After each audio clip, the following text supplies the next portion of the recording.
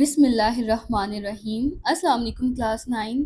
I hope all of you are fine और अपनी studies पर बहुत ज़्यादा फोकस करे होंगे। तो बच्चों, इससे प्रीवियस लेक्चर में हमने अपने चैप्टर 1 की एक्सरसाइज को स्टार्ट किया था और इसके एमसीक्यूज और शॉर्ट आंसर क्वेश्चंस को डिस्कस कर लिया हुआ है। तो आज के लेक्चर में हम इसके जो कंस्ट्रक्टेड रिस्पॉन्स क्वेश्चंस है ना, इनको पढ़ेंगे और साथ में कॉम्प्रिहेंसिव क्वेश्चंस को भी डिस्कस करेंगे। तो सबसे पहला हमारे पास क्वेश्चन है, उसमें वो ये कह रहे हैं कि आप जो है वो किस यूनिट में इन वाली वैल्यूज को, यानी ये जो उन्होंने नीचे बातें बताई है ना, इनको आप किस यूनिट में एक्सप्रेस करोगे, किस यूनिट में लिखोगे। तो सबसे पहले है कि thickness of a 5 rupee coin, के 5 रुपए का सिक्का है, कोई भी आपके पास जो एक कॉइन है, एक सिक्का है, उसकी थिकनेस को, उसकी चौड़ाई को जो है वो आप किस यूनिट में लिखोगे। फॉर एग्जाम्पल आप ये देखें कि ये मेरे पास जो है वो एक सिक्का है, कि अगर मैंने इसकी चौड़ाई को मेजर करना है, लेंथ, अब ये जो है वो स्केल पर हमारे पास ये जो है वो 1 सेंटीमीटर है ना पूरा का पूरा, और इसके दरमियान में ये जो छोटी डिवीजन है ये क्या है, मिलीमीटर्स है। अब मुझे इसकी थिकनेस को देखना है, ये जो इसकी चौड़ाई है ना, थिकनेस, इसको देखना है। अब जब मैं यहाँ पे इसकी थिकनेस को मेजर करने के लिए रखूंगी ना, तो वो कुछ मिलीमीटर्स में आएगी, वो सेंटीमीटर्स में नहीं आएगी, वो किस में आएगी, वो मिलीमीटर्स में आएगी। ये 2 या 3 मिलीमीटर होगी। तो हम जो है वो 5 रुपी कॉइन की थिकनेस को किस में मेजर करते हैं, मिलीमीटर्स में, में। लेंथ ऑफ अ बुक, अब कोई भी बुक है उसकी जो है वो लेंथ को हमने मेजर करना है। अब वो जो है लेंथ सेंटीमीटर्स में भी हो सकती है या फिर मिलीमीटर्स में भी हो सकती है, दोनों तरह से वो लेंथ हमारे पास बुक की आ सकती है। उसको हम दोनों वेज में लिख सकते हैं, क्योंकि कुछ पता नहीं है कि बुक जो है वो थोड़ी सी अगर लंबी है तो उसकी सेंटीमीटर्स में भी आ सकती है और मिलीमीटर्स में भी, और उसके अलावा हम उसी लेंथ को जो है वो मिलीमीटर्स में एक्सप्रेस भी कर सकते हैं। फॉर एग्जाम्पल अगर मेरे पास एक ये है ना, एक बुक है या नोटबुक है, अब मैंने अगर इसकी जो है वो लेंथ को मेजर किया है, तो ये मेरे पास आ रही है तकरीबन 12.5 सेंटीमीटर, 12.5 सेंटीमीटर आ रही है ना। अब इसको मैं जो है वो 125 मिलीमीटर भी लिख सकती हूँ इसको। तो मैं जो है वो हम लेंथ ऑफ बुक जो है वो उसको सेंटीमीटर या मिलीमीटर दोनों में लिख सकते हैं। एक फुटबॉल फील्ड है, वो तो बहुत बड़ा ग्राउंड है फुटबॉल का ना, तो उसकी जो लेंथ है उसको मीटर्स में या फिर यार्ड्स में लिखते हैं। यानी कहते हैं ना कि इतने मीटर जो है वो फुटबॉल फील्ड जो है, फुटबॉल ग्राउंड इतने मीटर बड़ा था, इतने मीटर का था, तो उसको हम किस में लिखते हैं, उसको हम मीटर्स में लिखते हैं। और यार्ड जो है ना वो भी तकरीबन मीटर के जितना ही होते हैं। 1 मीटर जो है उसमें मतलब 1.1 यार्ड्स होते हैं। तो यार्ड्स और मीटर्स अप्रोक्सीमेटली जो है वो इक्वली होते हैं। दो शहरों के दरमियान का डिस्टेंस, फॉर एग्जांपल जो है हमारे पास दो शहर हैं, लाहौर से लेके फैसलाबाद तक का डिस्टेंस है, लाहौर से इस्लामाबाद तक का डिस्टेंस हमने लिखना है, दो शहरों का डिस्टेंस लिखना है, तो वो हम किलोमीटर्स में, केएम में लिखते हैं वो डिस्टेंस, क्योंकि वो बड़ा डिस्टेंस होता है ना, तो हम किलोमीटर्स में लिखते हैं। किलोमीटर्स क्या होता है, यानी किलो का मतलब होता है 1000 और मीटर एम, तो 1 किलोमीटर में 1000 मीटर होते हैं। तो ये बहुत बड़ा डिस्टेंस होते हैं एक दो शहरों के दरमियान, तो इसको हम किलोमीटर्स में एक्सप्रेस करते हैं। Math of a 5 rupee coin, 5 रुपए का सिक्का है, उसके मैथ को हमने लिखना है। अब उसका मैथ कितना है, एक ही होगा, बहुत थोड़ा सा, उसका मैथ तो पूरा 1 किलो का भी नहीं होगा ना, पूरा 1 किलो भी नहीं होगा, बहुत छोटा सा मैथ होता है। तो 5 रुपी कॉइन के मैथ को हम किस में लिखते हैं, ग्राम्स में लिखते हैं। ये तो जो है ना वो थोड़ी सी कॉमन सेंस के क्वेश्चन है ज्यादा, तो कि आपको कॉमन सेंस से भी समझ आ जानी चाहिए कि हम जो है वो 5 रुपी कॉइन को किस में लिख सकते हैं, ग्राम्स में। अब आपका जो स्कूल बैग है, जो आपका बैग है जो आप स्कूल लेकर जाते हो, उसका मैथ कितना हो सकता है, उसका मैथ जो है वो ग्राम में भी आ सकता है या फिर किलोग्राम में भी आ सकता है। कुछ बच्चे जो है ना वो आधी नोटबुक्स लेकर जाते हैं, तो उनका जो मैथ है वो तो ग्राम्स में होगा, और कुछ जो है वो बहुत सारी की सारी नोटबुक्स लेकर जाते हैं डेली, और सारी बुक्स भी लेकर जाते हैं, चाहे लेक्चर है या नहीं, वो निकालते भी नहीं है, मतलब टाइम टेबल के अकॉर्डिंग सारी बुक्स उनके बैग में होती हैं, तो उनका जो है वो किलोग्राम्स में होगा बैग का मैथ। आपके जो क्लास का लेक्चर है, पीरियड जो आपकी क्लास का होता है, उसकी ड्यूरेशन, उसका दौरानिया कितना होता है एक एक लेक्चर का या एक पीरियड का। अब वो मिनट्स में भी हो सकता है, क्योंकि 35 मिनट्स का या 45 मिनट्स का, इस तरह करके मिनट्स में भी होता है ना पीरियड का टाइम। और अक्सर जो है वो 1 घंटे का या 2.5 घंटे का, कहीं कभी कभी जो है वो 2 घंटे के, इस तरह करके थोड़े लंबे लेक्चर्स भी होते हैं, तो मिनट्स में या आवर्स में हो सकता है। अब ये डेज में नहीं होता, मतलब मिनट्स या आवर्स में ही हो गया, तो कुछ मिनट का होगा या फिर 1 या 2 घंटे, इस तरह करके, तो मिनट्स और आवर्स में होगा।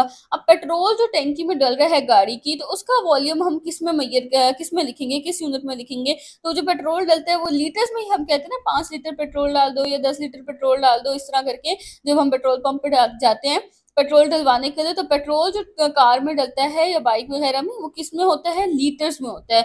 अच्छा, 1 लीटर दूध है, 1 लीटर, 1 लीटर दूध है, उसको बॉईल करने के लिए कितना टाइम लगेगा? तो उसको बॉईल करने के लिए कुछ मिनट लगेंगे, उसको बॉईल करने के लिए घंटा या 1.5 घंटा नहीं लगेगा, आवर्स नहीं होंगे। ये सिर्फ ये टाइम किस में आएगा? मिनट्स में आएगा। 15 मिनट 10 मिनट लग जाएंगे मिल्क को बॉईल होने में। तो इसको हम किस में लिखेंगे? इसके यूनिट को मिनट्स में लिखेंगे। नेक्स्ट हमारे पास जो है ना वो सेकंड क्वेश्चन ये है कि जो स्टैंडर्ड सिस्टम ऑफ मेजरमेंट है, यानी जो हम मेजर करने के लिए चीजों को एक स्टैंडर्ड सिस्टम को यूज करते हैं ना, हमने स्टैंडर्ड यूनिट्स बनाए थे उनको यूज करते हैं, तो वो एक टेलर के लिए, एक दर्जी के लिए किस तरह से हेल्पफुल हो सकते हैं। तो इसका आप लोगों ने आंसर लिखना है ये। एक स्टैंडर्ड सिस्टम ऑफ मेजरमेंट जो है ना वो टेलर को क्या इंश्योर करवाता है? वो टेलर को ये इंश्योर करता है कि उसके जितने भी गारमेंट्स हैं, यानी वो जितने भी जो है वो कपड़े वगैरह जो बना रहा है, जो वो गारमेंट्स बना रहा है, उसके अंदर क्या होगा? हमारे पास एक कंसिस्टेंसी और यूनिफॉर्मिटी जो है वो मेंटेन रहेगी। क्या मतलब कि तसलसल रहेगा ना उसके हर सूट में, हर कपड़े में जो है वो यूनिफॉर्मिटी होना जरूरी है ना, कि जो भी वो कपड़ा सी रहा है उसके अंदर, उसके साइज के अंदर कोई चेंजेस ना हो जाए, इसलिए एक स्टैंडर्ड सिस्टम को जो है वो मेंटेन करना जरूरी है। उसके अलावा ये इस चीज से भी प्रिवेंट करता है कि कोई भी एरर या कोई भी मिसअंडरस्टैंडिंग ना हो जाए, जब वो कस्टमर्स के साथ या वो डीलर्स के साथ जब डील कर रहा हो ना, तो उसके डीलिंग में कोई भी मिसअंडरस्टैंडिंग या कोई भी गलती ना हो जाए। फॉर एग्जाम्पल, अगर कस्टमर को जो है वो किसी मीडियम साइज का या किसी भी साइज जो लेंथ वगैरह होती है, साइज होते हैं उसका, उसको ड्रेस चाहिए, तो फिर ऐसा ना हो कि अगर टेलर ने कोई स्टैंडर्ड ही ना सेट किया हुआ हो कि मेरे ये इस ड्रेसेस का साइज इतना इतना इस तरह से होना चाहिए, तो फिर तो कंफ्यूजन होएगी, मिसअंडरस्टैंडिंग भी होगी। कस्टमर अपने अकॉर्डिंग साइज ठीक लेकर जाएगा, लेकिन टेलर जो है उसने जो है वो स्टैंडर्ड सिस्टम को मेंटेन ही नहीं रखा हुआ। उसके अलावा ये एक्यूरेट कटिंग में भी, फैब्रिक्स जो हमारे पास होते हैं ना, जो भी फैब्रिक्स यूज हो रहे हैं उनकी जो है वो एक्यूरेट कटिंग में भी ये हेल्पफुल होता है, और उसकी प्रोपोर्शनैलिटी को, उसके जो डिजाइन हैं उनके अंदर जो, फॉर एग्जांपल आप जैसे किसी ब्रांड पे जाते हैं, अब आपने जो है वो मीडियम साइज का ड्रेस अगर आता है आपको, तो ऐसा तो नहीं है ना कि अगर आपने एक ड्रेस मीडियम साइज का लिया है वहां से, तो दूसरे ड्रेस का आपको स्मॉल साइज आ रहा होगा, बल्कि दूसरे ड्रेस का भी आप मीडियम ही लेंगे ना, अगले का भी मीडियम ही लेंगे, और उनके हर ड्रेस के मीडियम के जो साइज है ना वो सेम रहेगा, उसकी लेंथ जो है और उसकी हर चीज जो है, उसकी स्लीव्स की लेंथ, उसकी जो प्रॉपर जो है उसकी लेंथ, वो सब की सब सेम होंगी लेंथ जो मीडियम साइज होगा। तो अगर आपको पता है कि आपको उसका मीडियम साइज आता है, तो आप आंखें बंद करके हर दफा जाके उसका मीडियम साइज ले लेंगे उस ड्रेस का, क्योंकि आपको पता है कि सारे मीडियम साइज सेम है।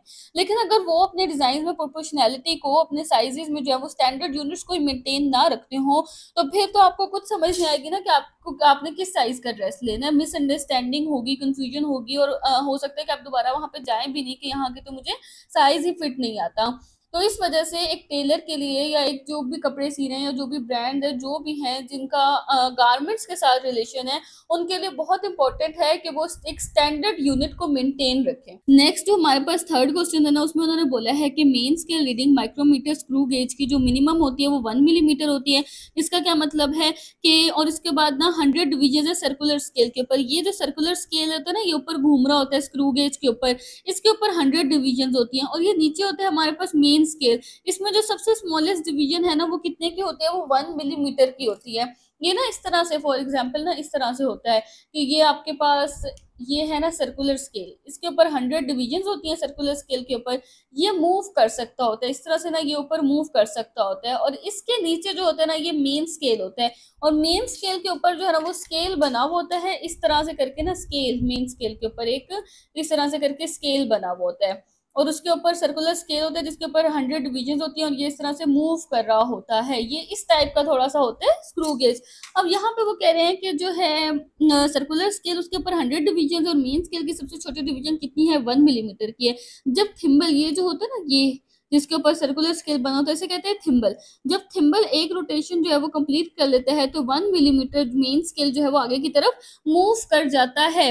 जैसे फॉर एग्जाम्पल ये थिम्बल है ना, फॉर एग्जाम्पल ये रोटेट कर रहा है, रोटेट करके इसने जब यूं एक पूरा सर्कल कंप्लीट किया ना, तो ये मेन स्केल 1 मिलीमीटर आगे मूव कर गया। जब इसने दोबारा से एक और सर्कल, ये 1 मिलीमीटर और मूव कर गया, फिर इसने एक सर्कल पूरा किया, 1 मिलीमीटर और मूव कर गया। इस तरह करते करते जब एक पूरा सर्कल, एक पूरा जो है वो रोटेशन इसकी पूरी होती है, तो मेन स्केल जो है वो 1 मिलीमीटर आगे मूव कर जाता है।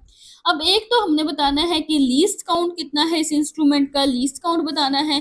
दूसरी बात हमने बतानी है कि जो स्टील रोड हमें फिगर में दिखाया गया है ना, इसकी हमारे पास रीडिंग क्या आएगी और इसकी थिकनेस क्या बनेगी। तो सबसे पहले हम लीस्ट काउंट को देख लेते हैं इस इंस्ट्रूमेंट के पेज नंबर 12 और पेज नंबर 14 पे आपके पास जो है वो इसका आंसर है।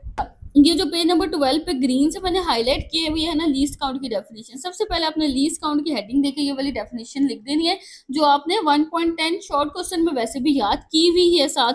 तो या आपने जो है वो 1.3 कंस्ट्रक्टेड रिस्पॉन्स क्वेश्चन का भी आपने ये मार्क कर लेना है यहाँ से लेके यहाँ तक, कि लीस्ट काउंट क्या होता है, किसी भी इंस्ट्रूमेंट का जो सबसे छोटी मेजरमेंट जो हम इस इंस्ट्रूमेंट को यूज करते हुए ले सकते हैं ना, उसे कहते हैं उस इंस्ट्रूमेंट का लीस्ट काउंट। अब लीस्ट काउंट की डेफिनेशन लिख लेने के बाद आपने ना स्क्रू गेज का लीस्ट काउंट बताना है। तो ये है यहाँ से लेके यहाँ तक जो है वो स्क्रू गेज का लीस्ट काउंट बताया हुआ है। ये लीस्ट काउंट का फॉर्मूला है कि pitch of the screw gauge, और साथ में हमने नंबर ऑफ डिविजन लिखनी है सर्कुलर स्केल की। अच्छा, अब ऊपर ना आपको यहाँ पे दिखाया हुआ है कि स्क्रू गेज जो है वो ऐसा भी हो सकता है जिसके अंदर जो मार्किंग्स है ना मेन स्केल की, वो 0, यानी ये जो मेन स्केल होता है उसके ऊपर जो मार्किंग्स होती हैं वो 0.5 मिलीमीटर की हो, और उसके ऊपर ये जो सर्कुलर स्केल जो ऊपर रोटेट कर रहा होता है ना, उसमें जो डिविजन्स होती हैं वो 50 डिविजन्स हो। तो एक इस तरह का भी होता है हमारे पास स्क्रू गेज के, जिसके अंदर मार्किंग्स जो है वो मेन स्केल की, वो हर मार्किंग 0.5 मिलीमीटर की होती है, और ऊपर सर्कुलर स्केल के ऊपर 50 डिवीजन्स भी होती हैं। लेकिन एक और स्क्रू गेज होता है, दो टाइप के हमारे पास स्क्रू गेज होते हैं। एक जो होता है वो ये होता है कि उसके अंदर ये 1 मिलीमीटर की मार्किंग होती है सारी, और जो डिवीजन्स होती है ना मेन स्केल पे टोटल, वो कितनी होती है, 100 डिवीजन्स होती हैं। तो अब जो हमें यहाँ पे बताया हुआ है ना बुक में यहाँ पे जो सॉल्व किया हुआ है लीस्ट काउंट, वो उस वाले स्क्रू गेज का किया हुआ है जिसमें 0.5 मिलीमीटर की मार्किंग्स हैं और 50 डिवीजन्स हैं। लेकिन हमसे क्वेश्चन में पूछा गया है कि जो स्क्रू गेज, उसमें उन्होंने बताया है कि जो मेन स्केल है उसके ऊपर हर मार्किंग 1 मिलीमीटर की है, और उसके ऊपर जो सर्कुलर स्केल जो मूव कर रहा है उसके ऊपर 100 डिवीजन्स हैं। तो हमने यहाँ पे 0.5, यहाँ तक हमने फॉर्मूला तो एज इट इज लिखना है ना, सेम लिखना है, लेकिन 0.5 मिलीमीटर के बजाय हमने 1 मिलीमीटर लिखना है जो उन्होंने हमें दिया है क्वेश्चन में, और 50 डिविजन्स के बजाय हमने यहाँ पे 100 डिविजन्स लिखना है। लेकिन आंसर फिर भी सेम ही रहेगा, जैसे 0.5 से डबल होके ये 1 हो गया ना, 50 से डबल होके 100 हो गया, तो ये देखे ना सेम तरह का चेंज आया है। तो आंसर भी हमारे पास क्या रहेगा, सेम रहेगा, 0.01 मिलीमीटर ही हमारे पास आंसर आएगा। स्क्रू गेज का लीस्ट काउंट हमारे पास कितना होता है, 0.01 मिलीमीटर, और अगर हम इसको सेंटीमीटर में लिखें तो 0.001 सेंटीमीटर भी हम इसको लिख सकते हैं, क्योंकि 1 सेंटीमीटर में 10 मिलीमीटर होते हैं ना। तो जब हमने इसको सेंटीमीटर में कन्वर्ट करना होगा ना, तो हम 0.001 मिलीमीटर को 10 से डिवाइड कर देंगे, और जब 10 से डिवाइड कर देंगे तो हमारे पास आंसर आ जाएगा 0.001 सेंटीमीटर। तो मिलीमीटर में 0.01 मिलीमीटर है और सेंटीमीटर में 0.001 सेंटीमीटर। ये दोनों चीजें तो हो गई लीस्ट काउंट की हेडिंग देके लीस्ट काउंट लिख लेना है, फिर least count of screw gauge की हेडिंग देके आपने स्क्रू गेज का लीस्ट काउंट लिख लेना है। आगे अब हमने बतानी है थिकनेस उस रॉड की जो इन्होंने हमें यहाँ पे डायग्राम में दिखाया हुआ है। तो जब भी हमने थिकनेस बतानी होती है ना किसी रॉड की स्क्रू गेज से, तो सबसे पहले हम क्या लेते हैं, मेन स्केल की रीडिंग, और फिर हम लेते हैं सर्कुलर स्केल की रीडिंग। मेन स्केल की रीडिंग क्या है कि वो रीडिंग जो यानी सर्कुलर स्केल के यहाँ तक हमारे पास जितने ये नंबर्स बन रहे हैं ना, वो हमारे पास होती है मेन स्केल की रीडिंग। अब ये कितने हैं, 1 2 3 4 5 6 7 8 और 9। तो हमारे पास मेन स्केल की रीडिंग ये जितनी डिविजन्स आ रही है हमारे पास सर्कुलर स्केल से पीछे पीछे, वो कितनी है, 9 है। यानी ये तो 0 है ना, 0 के बाद हमारे पास ये 1 आया, और 1 से आगे ये 2 3 4 5 6 7 8 9 हो गई हमारे पास। तो मेन स्केल रीडिंग हमारे पास क्या है, 9 है। और अब सर्कुलर स्केल रीडिंग वो रीडिंग होती है जो मेन स्केल की ये जो लाइन है ना, इसके साथ सर्कुलर स्केल की जो डिवीजन आके मिल रही होती है वो सर्कुलर स्केल रीडिंग होती है। तो मेन स्केल की लाइन के साथ सर्कुलर स्केल की कौन सी डिवीजन आके मिल रही है, ये वाली। तो हमारे पास सर्कुलर स्केल रीडिंग क्या है, 70 है। अब आगे मैं आपको दिखाती हूँ कि आपने इसको पेपर में लिखना कैसे है। अब आपने तीसरी जो हेडिंग देनी है ना इस क्वेश्चन में, वो देनी है थिकनेस की। थिकनेस की हेडिंग देके फिर आपने बताना है कि इस गिवन फिगर में मेन स्केल रीडिंग कितनी है, 9 मिलीमीटर की है, और सर्कुलर स्केल रीडिंग क्या आ रही है, 70 आ रही है, क्योंकि 70 जो है वो डिवीजन थी ना जो उसके साथ मिल रही थी। तो सर्कुलर स्केल रीडिंग क्या है हमारे पास, 70। अब जो स्क्रू गेज की थिकनेस फाइंड आउट करने के लिए फॉर्मूला है हमारे पास, वो क्या है कि main scale reading plus circular scale reading multiply by least count. जैसे वर्नियर कैलिपर का था ना, उसका भी ऐसे ही था ना, मेन स्केल रीडिंग फिर जो वर्नियर स्केल रीडिंग थी और मल्टीप्लाई बाय लीस्ट काउंट। यहाँ पे ऐसे ही है, लेकिन यहाँ पे वर्नियर स्केल के बजाय कौन सा स्केल है, सर्कुलर स्केल है। अब मेन स्केल की रीडिंग क्या आ गई हमारे पास, 9 millimetre, plus as it is हमारे पास आगे सर्कुलर स्केल की रीडिंग क्या है, 70, और लीस्ट काउंट हमारे पास क्या है, 0.01 मिलीमीटर। अच्छा, अब देखिए 70 और 0.01 को जब हम मल्टीप्लाई करेंगे तो 0.7 आंसर आ जाएगा, और 0.7 में जब 9 मिलीमीटर को ऐड करेंगे तो 9.7 मिलीमीटर आ जाएगा। इसका मतलब जो हमने थिकनेस मेजर किया वो कितनी है, 9.7 मिलीमीटर। 1.4 क्वेश्चन में वो कह रहे हैं कि आपको एक मीटर स्केल दिया गया है और बंडल ऑफ पेंसिल्स, यानी पेंसिल्स है काफी सारी आपके पास, बंडल है पूरा पेंसिल्स का, और साथ में क्या दिया गया है, मीटर स्केल, जो एक स्केल होता है मीटर वाला जिसकी लेंथ 1 मीटर होती है, इस तरह का एक स्केल दे दिया गया है, और आपने अब पेंसिल के ना डायमीटर को मेजर करना है उस मीटर स्केल को यूज करते हुए। लेकिन जो है वो आपको वर्नियर कैलिपर नहीं दिया गया। हमने देखा था ना कि जो भी डायमीटर वगैरह हैं उनको हम वर्नियर कैलिपर से मेजर करते थे, तो लेकिन यहाँ पे वर्नियर कैलिपर आपको नहीं दिया गया, आपको मीटर स्केल दिया गया। मीटर स्केल को ही यूज करते हुए अपने वर्नियर कैलिपर की तरह, वर्नियर कैलिपर के जैसे जो है वो डायमीटर को मेजर करना है। अब आप कैसे करेंगे उसको मेजर? अच्छा, सबसे पहले ना आपने क्या करना है कि जो आपके पास पेंसिल्स है ना उनको आपने अरेंज करना है। फॉर एग्जाम्पल कि मेरे पास जो है ना वो पेंसिल्स है ना, इस तरह से ना आपने इन सब पेंसिल्स को एक रो में, बिल्कुल एक रो में अरेंज करना है, इनके दरमियान में कोई भी गैप नहीं होना चाहिए। अरेंज करने के बाद ना फिर यहाँ पे जो है वो मीटर स्केल को रख के, मीटर स्केल को इनके ऊपर रख के आपने ना इनकी लेंथ को मेजर कर लेना है। इनकी जो टोटल लेंथ आएगी ना मीटर स्केल को इसके बिल्कुल साथ रखना है, कोई गैप नहीं होना चाहिए दरमियान में, रख के लेंथ को मेजर करना है। उसके बाद ना टोटल नंबर ऑफ पेंसिल्स को काउंट करना है, जैसे ये कितनी है, 1 2 3 4 5 पेंसिल्स है ना।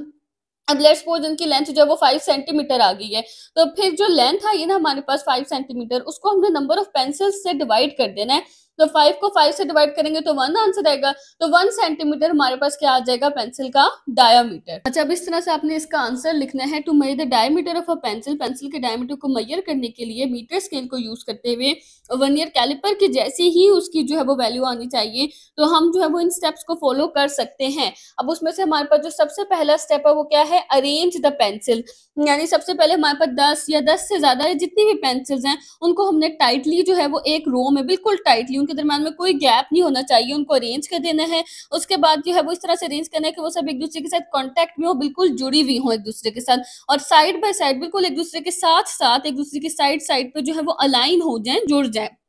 उसके बाद हमने सेकंड जो है वो क्या करना है, हमने लेंथ को जो है वो मेजर करना है। लेंथ भी या टोटल विड्थ भी कह सकते हैं, जो टोटल हमारे पास पेंसिल्स की यूं चौड़ाई बन रही थी, या इसको हम लेंथ भी कह सकते हैं। तो मीटर स्केल को ही यूज करते हुए, यानी हमने उसके ऊपर जो है वो मीटर स्केल रखना है, जैसे हमारे पास जो पेंसिल्स अरेंज हुई थी उसी के ऊपर हमने जो है वो मीटर स्केल को यूज रखना है, और उसकी जो है वो लेंथ को या टोटल विड्थ को हमने मेजर कर लेना, और उसको हमने किससे डिनोट करना है, किस लेटर से, उसको हमने शो करना है एल से। अच्छा, नेक्स्ट हमारे पास जो थर्ड स्टेप है वो क्या है कि हमने count the number of pencils, यानी पेंसिल्स का जो नंबर है उसको, टोटल नंबर को काउंट करना है कि कितनी पेंसिल्स है, 5 है, 10 है, 12 है, कितनी है, उसको हमने काउंट करना है। और काउंट करने के बाद हमने उस नंबर को किस वर्ड से डिनोट करना है, एन से। जो पेंसिल्स का नंबर है उसको एन से लिखना है, और जो टोटल विड्थ हमारे पास आई थी उसको हमने एल से डिनोट करना है।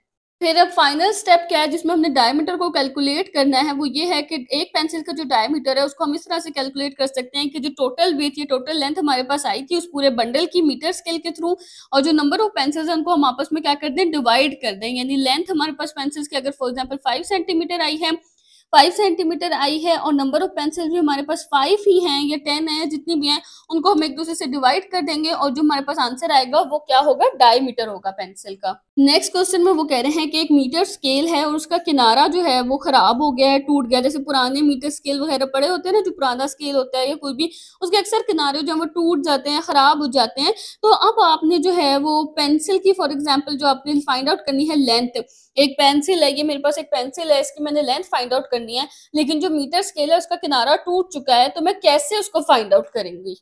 अगर हमारे पास जो है वो end of the metre scale का जो किनारा है वो टूट चुका है, तो हम क्या करेंगे, पेंसिल को जो है ना वो रीडेबल मार्क, यानी जहां तक वो टूट चुका है उसके बाद जो पहला पॉइंट जो हम रीड कर सकते हैं इजीली, वहां पे हम पेंसिल को रख देंगे। चाहे वो 1 सेंटीमीटर है, चाहे 10 सेंटीमीटर है, 9 है, 8 है, जितना भी है वहां पे हम उसको रख देंगे।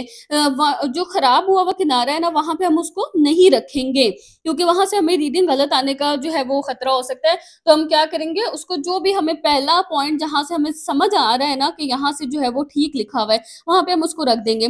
फिर हम क्या करेंगे, एंड पे ना जो रीडिंग आ जाएगी उसमें से हम स्टार्टिंग पॉइंट को माइनस कर देंगे। फॉर एग्जांपल अगर हमने 10 सेंटीमीटर से रखा है और हमारे पास जो है वो रीडिंग 20 आ चुकी है, तो हम क्या करेंगे, 20 में से 10 को माइनस कर देंगे। जहां से भी हमने स्टार्टिंग में रखा है ना उसको हम क्या कर देंगे, माइनस कर देंगे, क्योंकि उतने डिजिट्स तो रीडिंग हमारे पास ज्यादा आ रही है ना, फॉर एग्जाम्पल ये एक मीटर स्केल है मेरे पास, ये पुराना सा आपको नजर आ रहा होगा कि मीटर स्केल है, काफी पुराना पड़ा हुआ और खराब हुआ हुआ। अब इसके भी स्टार्टिंग से देखें ये टूट चुका है, तो हमारे पास जो है यहाँ से जो है वो एक्यूरेट रीडिंग नहीं आ सकती। मैं अगर कहीं पे भी रखूं जीरो से तो ये शुरू ही नहीं हो रहा, यहाँ पे मेरे पास जो है ये टूट चुका है और ये इसकी फर्स्ट रीडेबल पॉइंट क्या है, 10 है मेरे पास। अब अगर मुझे इस पेंसिल की जो है वो लेंथ फाइंड आउट करनी है तो मैं क्या करूंगी, मैं इसको ना 10 पॉइंट पे ही रख दूंगी, 10 पे रख दूंगी और आपको ये नजर आ रहा होगा ये कहाँ तक हमारे पास इसकी लेंथ आ रही है, 23.5। 23.5 जो है वो मेरे पास इसकी लेंथ आ रही है। तो अगर मुझे इसकी लेंथ लिखनी है, वो 23.5 तो नहीं है ना, क्योंकि मैंने जीरो से एग्जैक्ट तो नहीं इसको मेजर किया, 10 से रखा है। तो मैं क्या करूंगी, जो मैंने स्टार्टिंग पॉइंट जो रखा था ना एक्स्ट्रा, जो जहां तक जा रहा है 10 तक, मैं अब 23.5 में से 10 को क्या कर दूंगी माइनस, तो क्या आ जाएगा 13.5। इसका मतलब मेरे जो पेंसिल की जो मार्किंग वो है ना लेंथ, वो कितनी है, 13.5 सेंटीमीटर। नेक्स्ट जो क्वेश्चन है उसमें वो कह रहे हैं कि हमेशा जो भी ऑब्जेक्ट जिसको मेजर कर रहे होते हैं उसको मीटर स्केल के क्लोज रखना क्यों जरूरी है, कि ऑब्जेक्ट को मीटर स्केल के जो है ना वो क्लोज रखा जाए, कि अगर हम दूर रखें तो हमारे पास रीडिंग क्यों नहीं सही आती, क्लोज रखना क्यों जरूरी है। अच्छा, किसी भी ऑब्जेक्ट को मीटर स्केल के क्लोज रखना इसलिए जरूरी है ताकि पैरालेक्स एरर्स को कम किया जा सके, मिनिमाइज किया जा सके। पैरालेक्स एरर्स क्या होते हैं, वो एरर जो कि आई लेवल को गलत रखने की वजह से होते हैं ना, कि फॉर एग्जांपल हमारे पास ये मैंने एक लेंथ मेजर करनी थी, अब मैंने मीटर स्केल से इसकी लेंथ को मेजर किया, अब ये यहाँ पे मेरे पास इसकी लेंथ आ रही है, अब मैंने अपना आई लेवल जो है वो यहाँ रखना है, एग्जैक्टली इसके ऊपर रखना है। अगर मैं इधर से देखूंगी या इधर से देखूंगी तो रीडिंग जो है वो गलत आएगी। एग्जैक्ट जो आई लेवल ऊपर रखना है, आई लेवल को गलत पोजीशन करने की वजह से जो एरर आता है ना, यानी रीडिंग हमें जो गलत नजर आती है और हम गलत मेजरमेंट दे देते हैं, उसको हम कहते हैं पैरालेक्स एरर। अगर ऑब्जेक्ट जो है वो मीटर स्केल से दूर पड़ा होगा तो पैरालेक्स एरर आने के बहुत ज्यादा चांसेस हैं। फॉर एग्जाम्पल अगर मुझे इसकी लेंथ मेजर करनी है तो मैं इसको मीटर स्केल के एग्जैक्ट साथ रखूंगी ना, तो ही मैं बता सकती हूँ कि इसकी लेंथ मेरे पास कितनी आ रही है। और अगर मैं इसको मीटर स्केल से यूं दूर रखूंगी तो क्या मैं ठीक तरीके से बता सकती हूँ कि इसकी लेंथ कितनी आ रही है। तो ऑब्जेक्ट को मीटर स्केल के क्लोज रखना जो है वो बहुत ज्यादा जरूरी होता है। और उसके अलावा जो है वो ऑब्जेक्ट की मिस अलाइनमेंट भी हो सकती है, कि अगर मैंने इसको साथ रखा है तो ये एग्जैक्ट इसके साथ स्ट्रेट अलाइन हुआ है, लेकिन मैं अगर इस दूर रखूंगी तो ये टेढ़ा भी हो सकता है, या क्या पता मैंने इस तरह से करके पकड़ा हुआ तो रीडिंग जो है वो गलत आ जाए, ऑब्जेक्ट की अलाइनमेंट ही गलत हुई भी हो। और उसके अलावा एक्यूरेट प्रॉपर जो है वो सही रीडिंग लेने के लिए भी जरूरी है कि ऑब्जेक्ट को मीटर स्केल के बिल्कुल साथ रखा जाए। आगे वो कह रहे हैं कि किसी भी क्वांटिटी को सही तरीके से मेजर करने के लिए हमेशा स्टैंडर्ड यूनिट ही क्यों जरूरी होता है, कि स्टैंडर्ड यूनिट जो है वो किसी भी जो क्वांटिटी हमारे पास फिजिकल क्वांटिटी उसको प्रॉपर मेजर करने के लिए, करेक्टली सही तरीके से मेजर करने के लिए स्टैंडर्ड यूनिट की जरूरत क्यों पड़ती है। एक स्टैंडर्ड यूनिट की जरूरत इसलिए पड़ती है ताकि हम कंसिस्टेंट और एक्यूरेट मेजरमेंट दे सकें। कंसिस्टेंट क्या होता है, मुसलसल, यानी वो मेजरमेंट जो बरकरार है। अगर स्टैंडर्ड यूनिट नहीं होगा किसी भी चीज का, फॉर एग्जांपल लेंथ का अगर यूनिट जो है वो मीटर है, अगर स्टैंडर्ड यूनिट नहीं होगा तो कभी हम लेंथ जो है वो मीटर में दे रहे हैं, कभी सेंटीमीटर में, कभी मिलीमीटर में। लेकिन जब स्टैंडर्ड यूनिट होगा तो हमेशा मेजरमेंट जो है वो एक ही जैसी रहेगी, कंसिस्टेंट रहेगी और एक्यूरेट होगी, ठीक मेजरमेंट आएगी। उसके अलावा हर कोई उस मेजरमेंट को अंडरस्टैंड कर सकेगा, समझ सकेगा, क्योंकि सबको पता है कि लेंथ का जो यूनिट है वो क्या है, मीटर है।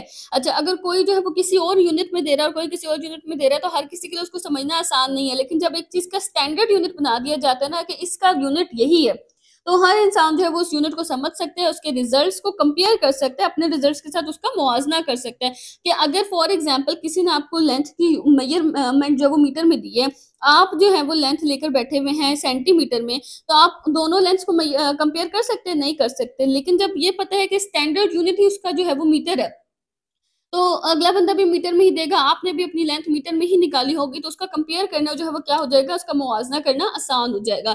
उसके अलावा जो है ये कंपैरिजन क्यों जरूरी होता है, ताकि जो डिफरेंट कंट्रीज हैं उनके दरमियान में साइंटिफिक इंफॉर्मेशन जो है वो एक्सचेंज होती है। उसके अलावा ट्रेड या कंस्ट्रक्शन वगैरह में ट्रेडिंग होती है, और कंस्ट्रक्शन क्या होता है, जो बिल्डिंग्स वगैरह बन रही होती हैं, तो उनमें भी जरूरी है कि एक स्टैंडर्ड मेजरमेंट रखी जाए, वरना जो है वो बिल्डिंग की हर चीज, क्योंकि बिल्डिंग के अंदर तो बहुत जरूरी है ना कि हर दीवार और हर चीज जो है उसकी एक प्रॉपर लेंथ जब तक नहीं बरकरार रहेगी तब तक जो है वो सही बिल्डिंग नहीं बन सकती। तो कंस्ट्रक्शन के बीच में भी स्टैंडर्ड यूनिट्स का होना बहुत ज्यादा जरूरी है। नेक्स्ट क्वेश्चन नंबर 8 में वो पूछ रहे हैं कि कुछ ऐसे नेचुरल फिनोमेना, नेचुरल क्या होता है, कुदरती प्रोसेसेस, ऐसे नेचुरल जो हमारे इर्द गिर्द हो रहे हैं, अच्छा उनको बारे में बताएं जो हमारी नेचर में यानी कुदरत में हो रहे हैं, और जिनको देखते हुए ना हम एक प्रॉपर रीजनेबल यानी सही तरीके से हम टाइम को क्या कर सकते हैं, मेजर कर सकते हैं। तो यहाँ पे ना ये कुछ फिनोमेना लिखे हुए हैं 3-4।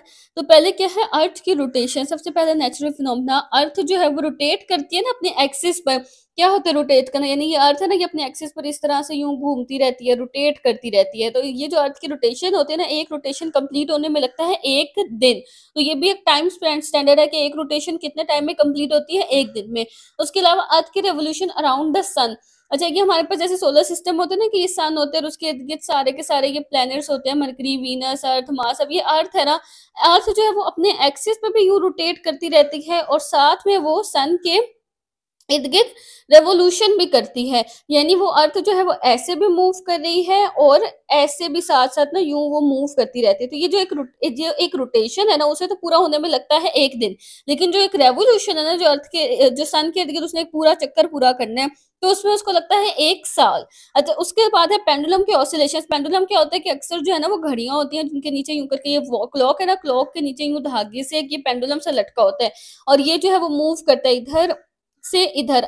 अब ये भी एक टाइम पे होता है कि अक्सर जो होता है वो टाइम बताया हुआ होता है कि इस टाइम पे जो है 1 घंटे बाद जो है पेंडुलम यूं जोर के आवाज आती है, यूं चल पड़ता है। और इसके जो ऑसिलेशन होते हैं ना, वाइब्रेशंस, वो बिल्कुल कांस्टेंट होते हैं। यानी ऐसा नहीं है कि ये इस साइड पे इतना वाइब्रेट कर जाए और इस साइड पे इतना मूव कर जाए, नहीं, दोनों साइड पे ये इक्वल ही मूव करता है। जितना इस साइड पे मूव करता है उतना उस साइड पे, और आहिस्ता आहिस्ता कम होती जाती है वाइब्रेशन, वो भी दोनों साइड से इक्वल इक्वल होते होते ये अपनी स्टेज पोजीशन पे आके जो है वो रुक जाता है। तो इसकी ऑसिलेशंस भी क्या होती हैं, कांस्टेंट होती हैं। अच्छा, आगे जो है वो एक एटॉमिक क्लॉक है जिसमें हम बहुत छोटे-छोटे एटम्स के वाइब्रेशंस को मेजर करते हैं। जैसे कि एग्जांपल दी हुई है, सीज़ियम एक एटम है। तो एटॉमिक क्लॉक्स जो है ना वो एक बहुत छोटे लेवल पे, यानी जो एटम्स होते हैं ना, बिल्कुल छोटे जो एटम्स हैं जिनसे मिलके मैटर बना हुआ होता है, तो उनकी जो वाइब्रेशंस होती है उनको जो है वो मेजर कर सकता है। तो नेक्स्ट वो कह रहे हैं कि जो मेनिस्कस है ना, उसको वाइडर वेसल में, वाइडर क्या होता है, चौड़ा, जो जो वेसल जो है ना वो चौड़ी हो, उसमें डिफिकल्ट होता है उसको लोकेट करना। कैसे, मेनिस्कस क्या होता है कि हमने मेजरिंग सिलेंडर में देखा ना कि ये जो वाटर का ये जो लेवल है इसको हम क्या कहते हैं, मेनिस्कस। अच्छा, अब मेजरिंग सिलेंडर तो इतना सा होता है, लेकिन अगर ये सिलेंडर हो जाए ना यूं चौड़ा, वाइड हो जाए, तो अब इसमें वाटर के लेवल को जो है वो मेजर करना मुश्किल हो जाएगा। क्यों मुश्किल हो जाएगा? अच्छा, हमारे पास क्यों मुश्किल हो जाएगा वो वाइडर वेसल के अंदर उसको मेजर करना, क्योंकि जो कर्वेचर है ना मेनिस्कस का जो लेवल है वो लेस प्रोनाउंस्ड हो चुका है। लेस प्रोनाउंस भी लिख सकते हैं आप, या लेस डिस्टिंक्ट भी लिख सकते हैं। डिस्टिंक्ट कहते हैं वाजिया होना। अब वो जो उसका कर्व है ना वो इतना वाजिया नहीं हो रहा। जो हमारे पास अगर हमने ये लिया हुआ है ना नॉर्मल वेसल, उसमें तो कर्व वाजिया है, लेकिन जो वाइडर वेसल है ना उसमें ये जो कर्व है ना ये वाजिया नहीं होगा। और डायमीटर क्योंकि वेसल का हमारे पास बहुत बढ़ चुका है, तो अब ये कर्व हमें वाजिया नहीं होगा, तो हम मेनिस्कस को ठीक से मेजर नहीं कर सकते। उसके बाद वो कह रहे हैं कि जो वाइडर वेसल है ना उसमें लिक्विड की जो सरफेस है वो बिल्कुल फ्लैट हो जाती है। यहाँ पे आपको नजर आ रहा है कि इसमें तो ये कर्व हुई हुई है ना, लेकिन इसके अंदर ये जो सरफेस है ये क्या हो जाएगी, ये फ्लैट हो जाएगी और इसको ऑब्जर्व करना हार्ड होगा, मुश्किल होगा। अच्छा, उसके अलावा हमारे पास इस वजह से हम उसके एग्जैक्ट लेवल को जो है वो प्रॉपर डिटरमिन नहीं कर सकते कि वो इतना है, इतना है, कितना है। यहाँ पे तो हम एग्जैक्ट उसका लेवल डिटरमिन कर सकते हैं ना, लेकिन यहाँ पे एग्जैक्ट लेवल को डिटरमिन करना क्या हो जाएगा, मुश्किल हो जाएगा। हमारा लास्ट क्वेश्चन है, बड़ा सिंपल सा। वो कह रहे हैं कि कौन से इंस्ट्रूमेंट से हम उनको मेजर कर सकते हैं। यानी एक टेस्ट ट्यूब है, यूं एक टेस्ट ट्यूब है, उसका इंटरनल डायमीटर हमने मेजर करना है। ये जो इसके अंदर का डायमीटर है वो कितना है, उसको हम किससे मेजर कर सकते हैं। या फिर एक जो है बीकर, उसकी डेप्थ यानी उसकी जो ये गहराई है उसको हम किससे मेजर कर सकते हैं। तो ये आपने ना पेपर में इसी तरह से लाइन लिखनी है। अक्सर बच्चे सिर्फ वर्नियर कैलिपर लिखकर आ जाते हैं, इतना इनफ नहीं होता। आगे आपने क्वेश्चन से ये लाइन बना ली थी ना कि vernier calliper can be used to measure the internal diameter of a test tube. Vernier calliper से हम इंटरनल और एक्सटर्नल दोनों डायमीटर्स मेजर कर सकते थे ना। उसके एक लोअर जॉस थे और एक अपर जॉस थे, तो अपर जॉस से हम इंटरनल डायमीटर भी मेजर कर सकते हैं। तो किसी भी टेस्ट ट्यूब का इंटरनल डायमीटर मेजर करने के लिए जो इंस्ट्रूमेंट यूज होगा वो क्या होगा, वर्नियर कैलिपर्स। आगे हमारे पास है कि बीकर है, कोई भी उसकी डेप्थ को मेजर करना है। तो वर्नियर कैलिपर के एंड पे जो है ना ये एक टेल बनी हुई थी। जो हमने वर्नियर कैलिपर जब हमने रीड किया तो हमने देखा ना कि उसके एंड पे क्या थी, एक टेल थी। यानी वर्नियर स्केल था और ये मेन स्केल, जो भी स्केल्स थे, और एंड पे एक टेल बनी हुई थी। तो अगर हमने किसी भी बीकर की जो है वो डेप्थ को मेजर करना हो तो हम वर्नियर कैलिपर को यूज स्ट्रेट करके उसकी टेल को जो है उसके अंदर डिप करके हम उसकी मेजर करते हैं ना डेप्थ को। तो वर्नियर कैलिपर भी यूज हो सकता है। और उसके अलावा अगर लार्जर बीकर है, क्योंकि टेल तो इतनी बड़ी नहीं होती है, और अगर बीकर जो है वो बड़ा है ज्यादा, तो फिर हम मेजरिंग टेप को भी इस पर्पस के लिए यूज कर सकते हैं। अच्छा, तो अब कंस्ट्रक्टेड रिस्पॉन्स क्वेश्चंस के बाद हमारे पास है कॉम्प्रिहेंसिव क्वेश्चंस, यानी कि जो लॉन्ग क्वेश्चंस होते हैं जिनका आंसर आपने थोड़ा डिटेल में लिखना होता है। तो उसमें पहला क्वेश्चन ये है कि हमारे पास बेस और डिराइव्ड क्वांटिटीज क्या होती हैं। और उसके अलावा जो एसआई बेस यूनिट्स है, जो कि 7 बेस यूनिट्स का एक टेबल भी हमारी बुक में बना हुआ है, उसके अपने नेम्स लिखने हैं और उनके बस सिंबल्स लिखने हैं। तो इसका आंसर जो है वो बुक के पेज नंबर 7 और 8 पर है। अब ये ना पेज नंबर 7 पे बेस क्वांटिटीज और डिराइव्ड क्वांटिटीज की हेडिंग है। तो जब मैंने आपको ये टॉपिक समझाया है ना, जब हम अपने चैप्टर कर रहे थे, तो उस टाइम पे मैंने आपको यहाँ पे ना डिफरेंसेस लिख के दिखाए थे, बेस क्वांटिटी का और डिराइव्ड क्वांटिटीज का डिफरेंस, कि अगर आपके पास डिफरेंस की फॉर्म में आ जाता है तो आपने, मैंने आपको बताया था, इसी तरह से एज इट इज आपने डिफरेंस की फॉर्म में लिखना है। और अगर आपके पास इनमें से किसी एक पे क्वेश्चन आ जाता है लिखने के लिए, यानी बेस पे या डिराइव्ड पे अलग अलग, तो फिर आपने ये सारे पॉइंट्स एज इट इज लिख देने हैं। तो यहाँ पे ना आपके पास पॉइंट्स के फॉर्म में लिखा हुआ है, या आप अपने पास नोटबुक पे नोट डाउन कर ले, अगर लेक्चर के दौरान किया हुआ है तो बहुत अच्छी बात है। अच्छा, अब आपने यहाँ पे क्या करना है, डिफरेंस की तरह नहीं लिखना। अगर वो पूछते ना कि बेस क्वांटिटीज और डिराइव्ड क्वांटिटीज का डिफरेंस लिखे, तो आपने इसको डिफरेंस की तरह लिखना था। अब तो उन्होंने इनको सेपरेटली पूछा ना डेफिनेशन, तो अब आपने पहले ना बेस क्वांटिटीज की हेडिंग देनी है और ये सारे पॉइंट्स बेस क्वांटिटीज के लिख देने हैं। फिर डिराइव्ड क्वांटिटीज की हेडिंग देनी है और ये जो डिराइव्ड क्वांटिटीज के 3-4 पॉइंट्स है ना, इनको एज इट इज लिख देना है। बेस क्वांटिटीज कौन सी क्वांटिटीज होती हैं, जो फंडामेंटल यानी बुनियादी क्वांटिटीज होती हैं, जो किसी से भी डिराइव नहीं होती। जैसे कि हमारे पास जो है वो 7 बेस क्वांटिटीज दी हुई है, जो किसी से डिराइव नहीं हुई होती, किसी से बनी भी नहीं होती। लेकिन डिराइव्ड क्वांटिटीज वो क्वांटिटीज होती है जो इन बेस क्वांटिटीज से ही बनती है, यानी एक या एक से ज्यादा बेस क्वांटिटीज मिलके डिराइव्ड क्वांटिटीज बनाती हैं। यहाँ पे ना पेज नंबर 8 पे ये टेबल दिया हुआ है। ये वैसे भी जब लेक्चर के दौरान मैंने आपको बताया था, बहुत ज्यादा इंपॉर्टेंट टेबल है, इसको आपने अच्छे तरीके से याद करना है। तो इस टेबल को अब आपने एज इट इज जो है वो बना देना है। बेस क्वांटिटीज डिराइव्ड क्वांटिटीज को लिखने के बाद आपने ये वाला जो टेबल है ना बेस यूनिट्स का, ये टेबल, इसको पूरे टेबल को एज इट इज 7 के 7 अपने बेस को जो है वो उनके नेम लिखने हैं, उनके यूनिट्स लिखने हैं और उनके सिंबल्स लिखने हैं। सेकेंड क्वेश्चन हमारे पास ये है कि जो डिराइव्ड यूनिट्स है ना, उनकी हमने 3 की उसमें से क्या देनी है, एग्जाम्पल्स देनी है, और किस तरह से वो बेस यूनिट से डिराइव होते हैं वो पूरा हमने उस एग्जाम्पल में जो है वो एक्सप्लेन करना है। 3 एग्जाम्पल्स के साथ हमने इसको बताना है। अच्छा, एग्जाम्पल्स लिखने से पहले ना, एग्जाम्पल्स तो मैं अभी आपको कराती हूँ, उन्होंने क्वेश्चन में 3 एग्जाम्पल्स पूछी है ना, उसको लिखने से पहले आपने एक काम करना है कि डिराइव्ड यूनिट्स की हेडिंग दे के ना, ये जो इसकी डेफिनेशन है ना, यहाँ से लेके यहाँ तक, ये आपने इस तरह से ना डेफिनेशन इसके लिख देने डिराइव्ड यूनिट्स की, और फिर आपने एग्जांपल्स की हेडिंग देके वो तीनों एग्जांपल्स लिखने हैं जो मैं अभी आपको कराऊंगी। ये पेज नंबर 9 पे आपके पास डिराइव्ड यूनिट्स की डेफिनेशन लिखी हुई है, जो पिंक से हाईलाइट हुई है। तो पहले आपने ये लिखनी है। तो अब डेफिनेशन के बाद आपने ना बारी बारी एक एक एग्जाम्पल लिखने हैं। सबसे पहली एग्जाम्पल है स्पीड। मैंने आप लोग के लिए ना बड़ी इजी सी एग्जाम्पल्स लिखी है और उनको इजी तरीके से लिखा है।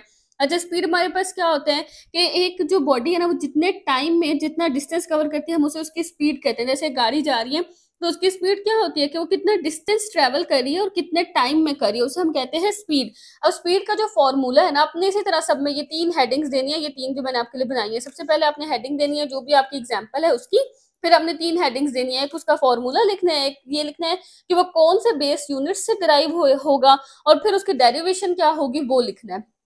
तो स्पीड का फॉर्मूला हमारे पास क्या है कि डिस्टेंस बाय टाइम, यानी जितना डिस्टेंस जितने टाइम में कवर हो रहा है वो क्या होता है स्पीड। डिराइव फ्रॉम कौन से बेस यूनिट से ये डिराइव होता है, मीटर से और सेकंड से, क्योंकि डिस्टेंस को मीटर में मेजर किया जाता है और टाइम को सेकंड में मेजर किया जाता है। तो ये दोनों हमारे पास क्या है, बेस यूनिट्स हैं, और इन दोनों बेस यूनिट्स से मिलकर हमारे पास जो है वो एक डिराइव्ड यूनिट बनता है, किसका, स्पीड का। अब वो डेरिवेशन होती कैसे है, वो ऐसे होती है कि डिस्टेंस को हम मेजर करते हैं मीटर्स में, जो कि लेंथ का हमारे पास यूनिट है, और टाइम को हम मेजर करते हैं सेकंड्स में, जो कि हमारे पास टाइम का बेस यूनिट है। तो स्पीड का ऐसा यूनिट हमारे पास क्या होगा कि स्पीड का फॉर्मूला क्या था, डिस्टेंस डिवाइडेड बाय टाइम ना। तो डिस्टेंस जो है वो मीटर है और टाइम सेकंड है, तो metre divided by second, metre पर सेकंड जो है हमारे पास वो क्या होगा, स्पीड का यूनिट होगा। अब दूसरी एग्जांपल है हमारे पास फोर्स की। फोर्स क्या होता है कि पुश या पुल। पुश क्या होता है, धक्का देना, और पुल होता है खींचना। कोई भी पुश या पुल जो आप लगाते हो किसी भी चीज, और उसकी वजह से कोई चीज या तो चल रही हो या तो स्टार्ट हो जानी है, चलना स्टार्ट हो जाएगी। फॉर एग्जाम्पल, आपने किसी चीज को धक्का दिया और वो स्टार्ट हो गई चलना, या फिर कोई चीज मूव कर रही थी और उसको आपने जो है वो पुल किया, खींच के उसको स्टॉप कर दिया, या फिर कोई भी ऐसी चीज जिसको आपने पुश या पुल करने की वजह से उसका मैग्नीट्यूड और उसकी डायरेक्शन जो है वो चेंज होगी, उसके अंदर मूवमेंट आ गई, तो उसे हम क्या कहते हैं, फोर्स कहते हैं। फोर्स की अब हमारे पास फॉर्मूला क्या होता है, mass multiply by acceleration. Mass multiply by acceleration क्या है, मैस क्या होता है, जो उसका वेट है। जाहिर है कि फोर्स जब आपने लगानी है तो वेट तो मैटर करता है ना, कि जितना वेट होगा उतनी फोर्स ज्यादा लगेगी। वेट कम होगा तो फोर्स भी कम लगेगी, वेट ज्यादा होगा तो फोर्स भी ज्यादा लगेगी। और एक्सेलरेशन होता है कि उसके अंदर जो चेंजेस आई ना उसकी स्पीड में, उसको हम क्या कहते हैं, एक्सेलरेशन कहते हैं। तो मास और एक्सेलरेशन को मल्टीप्लाई करें तो हमारे पास क्या आता है, फोर्स आ जाता है। उसके बाद ये डिराइव किससे होती है, हमारे पास जो फोर्स है वो किससे डिराइव होता है, कौन से बेस यूनिट से, एक है किलोग्राम, एक है मीटर और दूसरा है सेकंड। कि मास जो है वो किलोग्राम में मेजर होता है ना, और एक्सेलरेशन जो है वो मीटर पर सेकंड स्क्वायर होती है।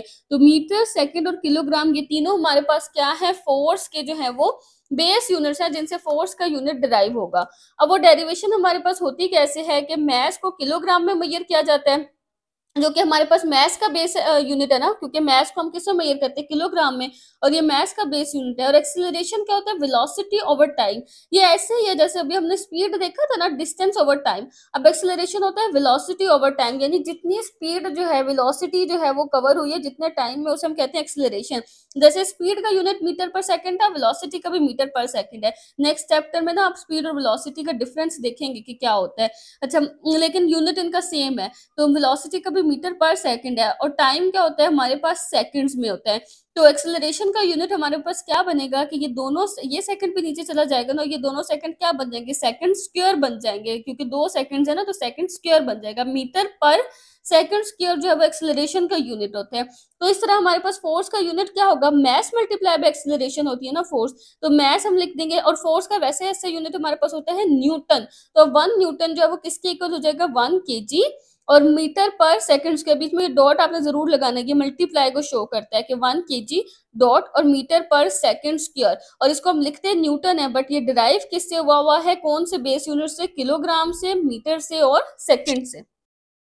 अब तीसरा जो हमारे पास है ना डिराइव्ड यूनिट जिसको हम देखेंगे वो है इलेक्ट्रिक चार्ज। इलेक्ट्रिक चार्ज क्या होता है कि जितना चार्ज जो है वो करंट जो है वो ट्रांसफर होता है कितने टाइम में, उसे हम क्या कहते हैं, चार्ज कहते हैं। यानी कितना करंट जो है वो एक वायर में से गुजर रहा है कितने टाइम में, वो होता है हमारे पास इलेक्ट्रिक चार्ज। अब इसका फॉर्मूला क्या होता है, charge is equal to current multiply by time. यानी कि जो करंट हमारे पास जिस टाइम में गुजर रहा है उसे हम क्या कहते हैं, चार्ज। यानी 1 एम्पियर करंट अगर हमारे पास गुजर रहा है 1 सेकंड में, तो वो हो जाएगा 1 कूलम चार्ज के इक्वल। चार्ज का ऐसा यूनिट क्या होता है, कूलम। तो 1 कूलम चार्ज के इक्वल हो जाएगा। अब ये कौन से बेस यूनिट से डिराइव होता है, हमारे पास चार्ज का यूनिट एम्पियर से और सेकंड से।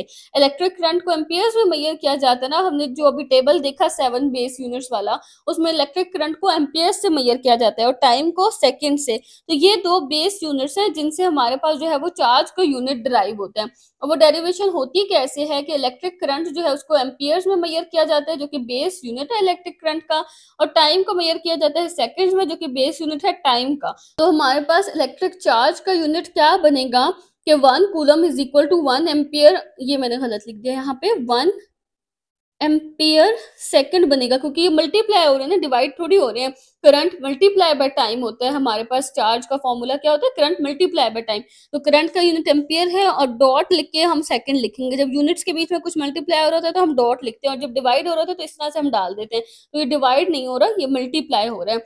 और चार्ज का हमारे पास यूनिट क्या होता है, वैसे ऐसा यूनिट क्या होता है, कूलम। और कौन से बेस यूनिट से ये डिराइव हुआ है, एम्पियर से और सेकंड से। क्वेश्चन नंबर 3 हमारे पास है कि सिमिलैरिटीज यानी कि जो चीजें एक जैसी होती हैं, डिफरेंसेस होते हैं तो चीजें अलग हैं, फर्क है, वो किसके दरमियान हमने लिखना है, वर्नियर कैलिपर और स्क्रू गेज। यानी हमने ये बताना है कि वर्नियर कैलिपर और स्क्रू गेज में क्या चीजें सिमिलर है, सेम है, एक जैसी है, और क्या चीजें उनमें डिफरेंट है। ये जो है ना उनकी सिमिलैरिटीज के पॉइंट्स हैं कि दोनों के दोनों जो है वो प्रिसीजन मेजरिंग इंस्ट्रूमेंट्स हैं। यानी कि वो प्रिसीजन को मेजर करते हैं, किस चीजों को, डायमेंशंस को, लेंथ को, डायामीटर को, इन सब चीजों को जो है वो छोटे ऑब्जेक्ट्स को मेजर करने के लिए ये यूज होते हैं।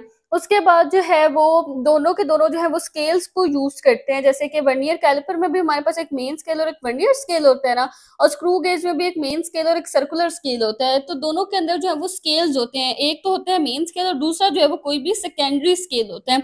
जैसे वर्नियर कैलिपर में वर्नियर स्केल है और स्क्रू गेज में जो है वो सर्कुलर स्केल होता है। उसके अलावा जो है वो कह रहे हैं कि ये दोनों के दोनों जो है वो मैकेनिकल वर्कशॉप्स में भी यूज होते हैं, लेबोरेटरीज में यूज होते हैं, ताकि वो डायमेंशंस को जो है वो सही तरीके से मेजर कर सके।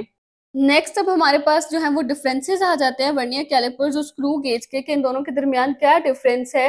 तो पहला डिफरेंस तो ये है कि ये दोनों के दोनों जो है वो सॉरी डिफरेंस हमारे पास पहला ये है कि जो वर्नियर कैलिपर है ना वो इंटरनल और एक्सटर्नल डायमेंशंस को और डेप्थ वगैरह को मेजर करता है, यानी कि कोई भी हमारे पास चीज है ना उसकी अंदर की डायमेंशन को, उसकी बाहर की डायमेंशन को, उसकी डेप्थ को, उसकी गहराई को, इन सबको वर्नियर कैलिपर मेजर कर सकता है। लेकिन जो स्क्रू गेज है वो इंटरनल डायमेंशंस को नहीं मेजर कर सकता। वर्नियर कैलिपर में तो दो तरह के जॉज है ना, एक नीचे हमारे पास लोअर जॉज और एक अपर जॉज होते हैं, और उसके थ्रू हम इंटरनल अपर जॉज के थ्रू हम इंटरनल डायमीटर को भी मेजर कर सकते हैं। लेकिन हमारे पास जो स्क्रू गेज है उसमें सिर्फ एक्सटर्नल डायमेंशंस को मेजर किया जा सकता है, किसी भी चीज के अंदर की डायमेंशंस को मेजर नहीं किया जा सकता।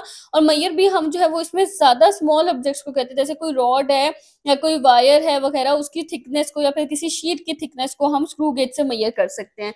उसके बाद जो सेकंड डिफरेंस है वो इन दोनों के ना लीस्ट काउंट में है। वर्नियर कैलिपर का लीस्ट काउंट जो है वो 0.1 मिलीमीटर है, और जिसे हम 0.01 सेंटीमीटर भी लिख सकते हैं। और लीस्ट काउंट जो स्क्रू गेज का है वो 0.01 मिलीमीटर है, और इसे हम 0.001 सेंटीमीटर भी लिख सकते हैं। उसके बाद जो हमारे पास है ना वर्नियर कैलिपर, वो कम प्रिसाइज है। हमने जब प्रिसीजन और एक्यूरेसी का टॉपिक पढ़ा है तो उसमें देखा था ना कि जिसका लीस्ट काउंट कम होता है वो ज्यादा प्रिसाइज होता है। लीस्ट काउंट जितना कम होगा इंस्ट्रूमेंट उतना ज्यादा प्रिसाइज होगा। तो लीस्ट काउंट स्क्रू गेज का कम है ना, इसका तो 0.1 है और इसका 0.01 मिलीमीटर है। तो इसका मतलब स्क्रू गेज का लीस्ट काउंट जो है वो ज्यादा कम है, तो ये प्रिसाइज भी ज्यादा हुआ। और वर्नियर कैलिपर जो है वो प्रिसाइज क्या है, कम प्रिसाइज है, लेस प्रिसाइज है as compare to screw gauge, less precise है। और स्क्रू गेज जो है वो वर्नियर कैलिपर से ज्यादा प्रिसाइज है। उसके बाद वर्नियर कैलिपर की ना रेंज ज्यादा होती है, ये ज्यादा जो है वो मेजरमेंट्स ले सकता है, ज्यादा रेंज की, जैसे कि कुछ मिलीमीटर से लेके काफी सारे सेंटीमीटर्स तक ये मेजरमेंट ले सकता है। लेकिन स्क्रू गेज की रेंज कम है, ये इतनी ज्यादा रेंज तक मेजरमेंट नहीं ले सकता। टिपिकली ये 25 मिलीमीटर तक ही जाता है। वर्नियर कैलिपर तो सेंटीमीटर्स में भी चला जाता है ना काफी आगे, लेकिन इसकी रेंज जो है वो वर्नियर कैलिपर से कम है। उसके बाद जो वर्नियर कैलिपर है ना वो डिफरेंट डायमेंशंस के लिए हम यूज कर सकते हैं, जैसे हमारे पास जो है वो लेंथ है और उसके अलावा डेप्थ वगैरह है, इस तरह विड्थ है, इस थिकनेस है, काफी सारी डायमेंशंस के लिए हम वर्नियर कैलिपर को यूज कर सकते हैं। लेकिन जो स्क्रू गेज है ना उसको स्पेसिफिकली सिर्फ थिकनेस वगैरह और डायमीटर के लिए यूज किया जा सकता है। इस तरह बहुत सारी डायमेंशन जैसे डेप्थ वगैरह, इंटरनल डायमेंशन, एक्सटर्नल डायमेंशन, इन सब के लिए मेजर नहीं किया जा सकता, सिर्फ थिकनेस और डायमीटर को हम मेजर कर सकते हैं स्क्रू गेज की हेल्प से, और वो भी स्मॉल ऑब्जेक्ट्स की। आगे हमारे पास क्वेश्चन नंबर 4 ये है कि जो एरर्स है ना उनके बारे में बताना है और उनको एक्सप्लेन करना है, ह्यूमन एरर को, रैंडम एरर को और सिस्टमैटिक एरर्स को, कि किसी भी एक्सपेरिमेंट में ये सारे एरर्स किस तरह से आ सकते हैं और इनकी रीजंस क्या हो सकती हैं। अच्छा, अब ये पेज नंबर 18 पे आपके पास जो है ना एरर्स वाला टॉपिक शुरू हो रहा है, और ये आपके लिए बहुत ज्यादा इंपॉर्टेंट जो है वो लॉन्ग क्वेश्चन है, आपके पेपर में इसके आने के चांसेस बहुत ज्यादा है, और इस पे मेरा डिटेल लेक्चर भी अवेलेबल है, तो अगर आप चाहें तो इसको डिटेल में वहां से सुन सकते हैं। तो यहाँ पे ना आपने ऐसे यहाँ से कुछ भी लिखने की जरूरत नहीं है, बस ये आप लिख सकते हैं कि मेजरिंग टूल्स या इंस्ट्रूमेंट्स जो वो कभी भी परफेक्ट नहीं होते और उनमें कोई ना कोई एरर जरूर होता है। बाकी आपको ये सारी जो डिटेल है ना वो लिखने की जरूरत नहीं है। पेज नंबर 19 पे ना आपने यहाँ से ये बताना है कि 3 तरह के हमारे पास एरर्स होते हैं, एक ह्यूमन एरर है, एक सिस्टमैटिक एरर है, और एक हमारे पास कौन सा एरर होता है, रैंडम एरर होता है। अब आगे ये ना काफी डिटेल में इनको एक्सप्लेन किया हुआ है, अगर आप चाहें तो ये सारे पॉइंट्स भी लिख सकते हैं क्योंकि बहुत ईजी है, सिंपल अपनी वर्डिंग में लिख सकते हैं, बहुत अच्छे से मैंने आपको एक्सप्लेन किए हुए। और अगर चाहे तो बीच में से जो पॉइंट आपको अगर कोई बहुत डिफिकल्ट लगे तो उसको आप कट भी कर सकते हैं। जो ह्यूमन एरर है ना वो इंसान की अपनी परफॉर्मेंस की वजह से होता है, यानी जो इंसान मेजरमेंट ले रहा है, जो एक्सपेरिमेंट कर रहा है, उसकी खुद की कोई गलती की वजह से हो सकता है। अच्छा, इसके अंदर आपको रीजंस बताए हुए हैं कि ये किस वजह से हो सकता है कि ह्यूमन एरर जो है वो पर्सनल एरर, फॉल्टी प्रोसीजर, ये जो है ये इसकी रीजंस है। तो सब में अपने रीजंस की एक दफा लाजमी हेडिंग दे देनी है, और फिर आगे हम इनको मिनिमाइज कैसे कर सकते हैं, तो वो ये एंड पे ना करेक्शन का या मिनिमाइज करने की भी आप हेडिंग दे सकते हैं, करेक्शन के या टू मिनिमाइज, इस तरह से भी आप हेडिंग देके एंड में उसकी करेक्शन बता सकते हैं। तो इसकी रीजंस क्या होती हैं कि कोई भी जो इंसान मेजरमेंट ले रहे हैं ना, कि अगर वो स्केल से रीडिंग ले रहे हैं तो क्या पता वो स्केल को ठीक तरह से रीड नहीं कर रहा, तो इस वजह से भी हमारे पास जो वो ह्यूमन एरर आ सकता है कि वो अपने आई लेवल को स्केल के ऊपर एग्जैक्ट नहीं रखता, या स्टॉप वॉच से मेजरमेंट ले रहा है तो उसको स्टॉप या करने में या स्टार्ट करने में जो है वो कुछ जरा सा डिले आ गया कुछ सेकंड्स का, तो मेजरमेंट में क्या आ जाता है, एरर आ जाते हैं। उसको करेक्ट करने का मेथड ये है कि डिजिटल इंस्ट्रूमेंट्स को यूज किया जाए ताकि ह्यूमन एरर को जो है वो कम किया जा सके। उसके बाद जो सिस्टमैटिक एरर है ना, वो ऐसा एरर होता है जो इंस्ट्रूमेंट के अंदर एरर होता है, जब आप इंस्ट्रूमेंट को सेट कर रहे थे या कैलिब्रेट कर रहे थे तो उस टाइम पे आपने, ये इसकी रीजंस है सिस्टमैटिक एरर की, कि उस टाइम पे आपने जो है वो उसको ठीक तरीके से सेट नहीं किया या फिर आपने उसको चेक नहीं किया, उसमें ज़ीरो एरर था और आपने उसको चेक नहीं करा, तो वो हर इंस्ट्रूमेंट हर मेजरमेंट के अंदर वो एरर एज़ इट इज़ जो है वो रिपीट होता जाएगा, तो उसको हम क्या कहते हैं, सिस्टमैटिक एरर कहते हैं। अच्छा, अब इसको जो है वो रिड्यूस करने का या इसकी करेक्शन का जो है वो मेथड वो ये बताया हुआ है कि इसको हम इस तरह से कर सकते हैं कि हम कोई भी ऐसा इंस्ट्रूमेंट जिसके बारे में हमें पता हो कि ज़्यादा एक्यूरेट है, तो उसके साथ हम इसको जो है वो अपने इंस्ट्रूमेंट को कंपेयर करके, मतलब एक ही चीज़ की मेजरमेंट लेंगे ना उस इंस्ट्रूमेंट से भी और अपने इंस्ट्रूमेंट से भी, और फिर हम मेजरमेंट्स को जो है वो कंपेयर कर लेंगे और फिर हमें पता चल जाएगा कि कितना डिफरेंस आया, तो उस वो जो करेक्शन है वो हम उसके अंदर अपनी मेजरमेंट के अंदर क्या कर देंगे, अप्लाई कर देंगे। थर्ड हमारे पास जो है वो रैंडम एरर होता है। रैंडम का मतलब क्या होता है, अचानक से, इत्तेफाक से, यानी ये ऐसा एरर है कि फॉर एग्जांपल एक ही चीज की हमने डिफरेंट मेजरमेंट्स ली, जैसे ये एक लाइन थी, इसको मैंने मेजर किया बार बार एक ही स्केल से, तो हर दफा वैल्यू में ना थोड़ा बहुत डिफरेंस आ गया। तो इस तरह से जब रिपीट किया जाए मेजरमेंट्स को, डिफरेंट वैल्यूज आए डिफरेंट कंडीशंस के अंदर, तो उसे हम क्या कहते हैं, रैंडम एरर। तो इसकी आगे से हमारे पास जो है वो रीजंस क्या है, ये ना अनप्रिडिक्टेबल होता है कि हमें नहीं पता होता कि ये क्यों हो रहा है। तो ये हमारे पास इसकी रीजंस है रैंडम एरर की, कि ये हमारे पास क्यों होता है, अचानक से क्या पता है जिस एनवायरनमेंट में हो रहा है उस एनवायरनमेंट के अंदर कोई ना कोई चेंजेस आ गई हो, जैसे टेम्परेचर जो अगर किसी लैब में हो रहा है तो उसका टेम्परेचर जो है वो बढ़ रहा है या कम हो रहा है, या फिर प्रेशर वोल्टेज वगैरह कोई ऐसी मेजरमेंट है जो किसी ऐसे इंस्ट्रूमेंट से ली जा रही है जो इलेक्ट्रिसिटी से चल रहा है, तो इलेक्ट्रिसिटी का वोल्टेज कभी ज्यादा हो रहा है कभी कम हो रहा है, तो इन रीजंस की वजह से हमारे पास जो है वो रैंडम एरर आ सकता है।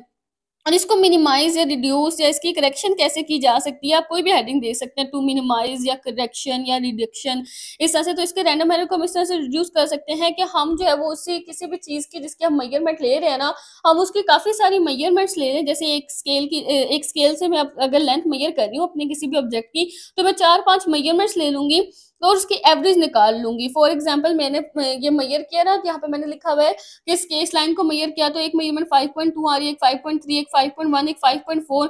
तो मैं क्या करूंगी, डिफरेंट मेजरमेंट्स लेके ना एवरेज निकालूंगी। एवरेज कैसे निकालूंगी, इन सबको प्लस करके टोटल से डिवाइड कर दूंगी। इन सबको प्लस करके अब टोटल कितनी मेजरमेंट्स लिए, 1 2 3 4, तो 4 से इसको कर दूंगी डिवाइड। इन सबको प्लस करने से 21 आंसर आया, 4 से इसको डिवाइड किया तो 5.25 आंसर आ गया। तो ये हमारे पास जो है वो क्या होगी, एंड में एक मेजरमेंट आ गई जिसको हम एक्यूरेट कंसिडर कर सकते हैं। एवरेज वैल्यू निकाल लेंगे हम इसकी। लास्ट क्वेश्चन है कि प्रिसीजन और एक्यूरेसी का क्या लिखना है, डिफरेंस लिखना है, यानी प्रिसीजन और एक्यूरेसी में क्या डिफरेंस होता है, वो डिफरेंस हमने लिखना है एग्जाम्पल के साथ। प्रिसीजन और एक्यूरेसी का डिफरेंस लिखना है दरमियान में लाइन लगा के। जब भी कोई डिफरेंस आपके पास आता है ना, उसको आपने ऐसे ही नहीं लिख देना, बल्कि दरमियान में उसकी लाइन लगानी है और उसको प्रॉपर तरीके से लिखना है। तो सबसे पहले ना डिफरेंस में आपने प्रिसीजन की और एक्यूरेसी की डेफिनेशन लिखनी है, और वो वही डेफिनेशन लिखनी है जो आपकी ना बुक में आपको बताई हुई है। ये हमारे पास प्रिसीजन की डेफिनेशन है और नीचे हमारे पास जो है वो एक्यूरेसी की डेफिनेशन है।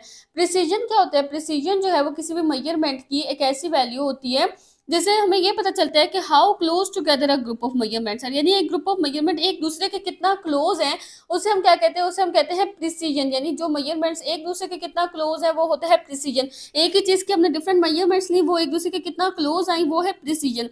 और एक्यूरेसी होता है कि जो असल वैल्यू है, एक्चुअल जो उस मेजरमेंट की वैल्यू है, एक्चुअल वैल्यू के कितना क्लोज है, उसे हम कहते हैं एक्यूरेसी। तो एक फिजिकल क्वांटिटी को एक्यूरेट भी होना चाहिए और प्रिसाइज भी होना चाहिए।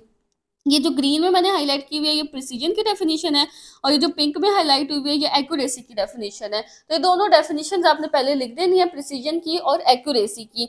उसके बाद जो प्रिसीजन है ना, वो किस चीज़ पर फोकस होता है प्रिसीजन का ज़्यादा, कि रिजल्ट्स कितने कंसिस्टेंट आ रहे हैं, यानी लगातार एक जैसे रिजल्ट्स आते जा रहे हैं, तो इसका मतलब वो मेजरमेंट जो है वो प्रिसाइज है। लेकिन एक्यूरेसी किस चीज पर फोकस करती है कि रिजल्ट कितना करेक्ट आ रहा है। प्रिसीजन करेक्टनेस पर फोकस नहीं करती कि करेक्ट आ रहा है या नहीं आ रहा, बल्कि वो इस चीज पर फोकस कर रही है कि वैल्यूज एक जैसी आ रही हैं।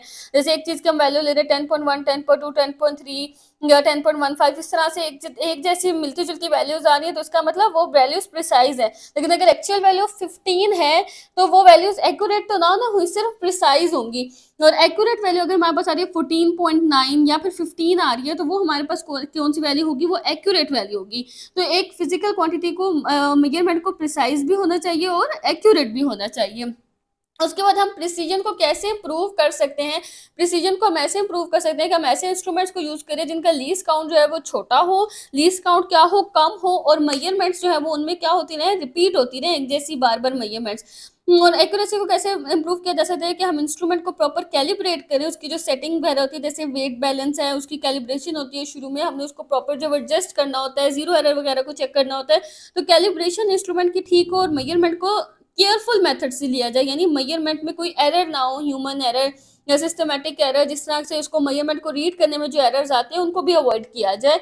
तो इस तरह से हम एक्यूरेसी को जो है वो बेटर बना सकते हैं। अच्छा, आगे वो कह रहे हैं कि जितना लीस्ट काउंट हमारा छोटा होता जाएगा ना, उतनी ज़्यादा हमारी मेजरमेंट जो है वो प्रिसाइज होगी, क्योंकि हम उतनी ज़्यादा क्लोज मेजरमेंट्स ले सकेंगे ना, तो उतनी हमारी मेजरमेंट जो वो क्या होगी, वो प्रिसाइज होगी। और उसके बाद हमारे पास लेकिन जो है सिग्निफिकेंट फिगर्स जितने ज़्यादा होंगे उतनी ज़्यादा हमारी मेजरमेंट क्या होगी, एक्यूरेट होगी। सिग्निफिकेंट फिगर्स बढ़ते जाएंगे तो मेजरमेंट क्या होती जाएगी, एक्यूरेट होती जाएगी। आगे जो है ना वो एग्जांपल्स लिखी हुई है, एक प्रिसीजन की और एक है एक्यूरेसी की।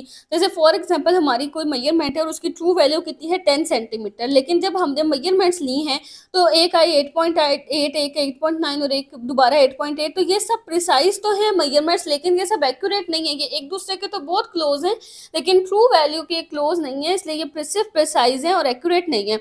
लेकिन दूसरी जगह हमने मेजरमेंट ली और वो 10 ही आ गई और ट्रू वैल्यू भी 10 ही थी, तो इसका मतलब वो मेजरमेंट जो है वो क्या है, वो एक्यूरेट है।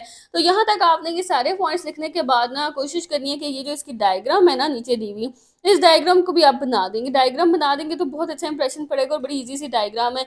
तो ये हमारे पास जो है ना वो एक डार्ट बोर्ड से होते हैं जिसके ऊपर वो निशाने लगाते हैं, हिट करते हैं। तो अब ये देखें ना, ये उसका गोल है जहाँ पे लगना चाहिए निशान, टारगेट जो है वो यहाँ पे लगना चाहिए, लेकिन अब यहाँ पे जो है वो टारगेट्स इस जगह पे लगे हैं, तीनों इससे तो दूर लगे हैं लेकिन एक दूसरे के बहुत क्लोज हैं। तो ऐसे मेजरमेंट को हम प्रिसाइज कह सकते हैं लेकिन एक्यूरेट नहीं कह सकते। और यहाँ पे ये जो निशान है ना, देखो इसमें से कुछ जो है वो इसके क्लोज आके लग रहे हैं लेकिन एक दूसरे से बहुत ज़्यादा क्या है, दूर दूर है। तो ऐसे मेजरमेंट को हम एक्यूरेट तो कह सकते हैं लेकिन प्रिसाइज नहीं कह सकते। बट यहाँ पे आप देखें ना कि ये जो टारगेट है जो हमारे पास लगे हैं, इस पे निशान आके टारगेट पे, वो एक दूसरे के भी क्लोज हैं और टारगेट के भी क्लोज हैं। तो ऐसी मेजरमेंट जो है वो एक्यूरेट भी होती है और प्रिसाइज भी होती है। तो यहाँ पे हमारे जो है वो कॉम्प्रिहेंसिव क्वेश्चंस कंप्लीट हो गए हैं और बाकी भी हमारी पूरी एक्सरसाइज हो चुकी है। अब सिर्फ न्यूमेरिकल्स रह गए हैं जिनको हम नेक्स्ट वीडियो में डिस्कस करेंगे। और अगर आपको लेक्चर पसंद आया हो तो वीडियो को लाइक करें, चैनल को सब्सक्राइब करें, और अगर कहीं से कोई पॉइंट समझ नहीं आता तो आप मुझसे कॉमेंट सेक्शन में पूछ सकते हैं।